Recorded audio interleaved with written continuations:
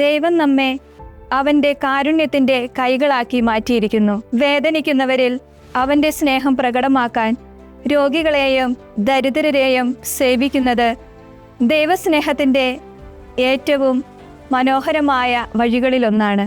പ്രത്യേകിച്ച് മാനസിക വൈകല്യമുള്ള സഹോദരങ്ങളെ പരിചരിക്കുമ്പോൾ നാം യേശുവിൻ്റെ കരുണയും സ്നേഹവും നേരിൽ കാണുന്നു. സൗഖ്യം ആഗ്രഹിച്ച് കടന്നു വരുന്ന ഓരോ രോഗിയെയും കരുണാർദ്ര സ്നേഹത്തോടെ ശുശ്രൂഷിക്കുക എന്ന ലക്ഷ്യത്തോടുകൂടി ചെന്നലോട് ലൂയിസ് മൗണ്ട് ഹോസ്പിറ്റലും Vengappally rehabilitation സെൻ്ററും Thuvayoor cent Vincent ഹോസ്പിറ്റലും സുത്യർഹമായ സേവനം കാഴ്ചവെക്കുന്നു. നാം വെറും സഹായം നൽകുന്നവരല്ല, ദൈവത്തെ സ്പർശിക്കുന്നവരാകുന്നു. ഓരോ ചെറിയ സേവനവും, ഒരു പുഞ്ചിരിയും, ഒരു കരുതലുള്ള സ്പർശവും ദൈവത്തിന് നാം നൽകുന്ന പ്രാർത്ഥനയാണ്. മാനസിക വൈകല്യമുള്ളവരെയും ദരിദ്രരെയും പരിചരിക്കുമ്പോൾ നമുക്ക് കരുണയും സഹനവും വിനയവും പഠിക്കാനാകുന്നു.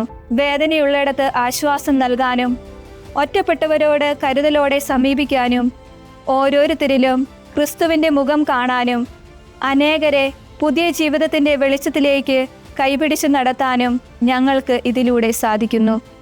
ഇത് ദൈവകൃപയുടെ അത്ഭുതമായ ഫലമാണ്.